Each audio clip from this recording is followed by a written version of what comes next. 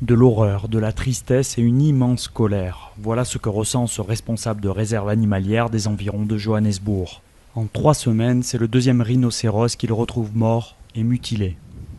Les braconniers qui ont tué cette femelle ont prélevé les yeux et la queue pour les revendre au marché local de la sorcellerie.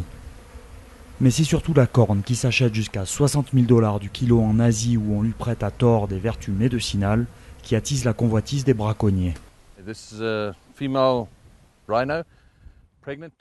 Voici une femelle enceinte de 23 ans. Samedi dernier, elle a été tuée. Vous pouvez voir ici l'impact de la balle.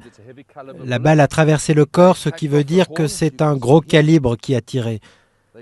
Ils ont retiré ses yeux, comme vous pouvez le voir ici. Ils ont coupé sa queue. Et tout ça pour 2 kilos de cornes qui ne valent absolument rien. Ça vaut pas plus que vos ongles ou vos cheveux, parce que c'est de la kératine.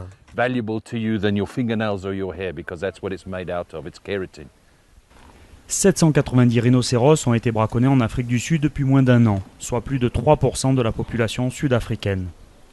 Pour protéger leurs bêtes, les propriétaires ont embauché des gardes, floutés ici pour raison de sécurité, car ils sont aussi la cible d'attaque. Ils surveillent les animaux 24 heures sur 24 avec instruction de tirer pour tuer. Et un peu partout en Afrique du Sud, une autre mesure est en train de se répandre comme une traînée de poudre, l'empoisonnement de cornes. Le but, décourager les braconniers en ôtant à la corne toute valeur commerciale. Après avoir tiré sur l'animal une fléchette anesthésiante, le vétérinaire attend que le sédatif fasse son effet et que l'animal soit immobilisé, c'est-à-dire paralysé mais conscient. On perce ensuite la corne pour y placer une sonde.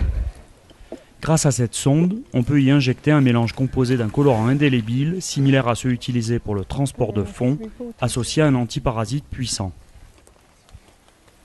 Inoffensif pour l'animal, sa consommation par l'homme entraînera nausées, diarrhée, troubles neurologiques et en forte quantité, potentiellement la mort. En moins d'une demi-heure, l'intérieur de la corne est entièrement imprégné de poison coloré.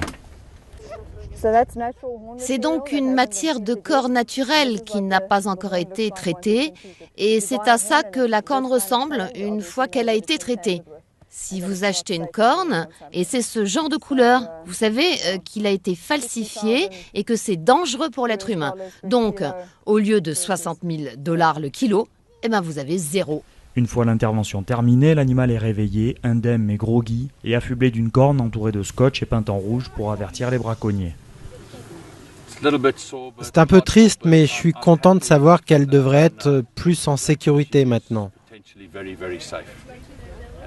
Déjà 230 rhinocéros ont subi un traitement de corne en Afrique du Sud.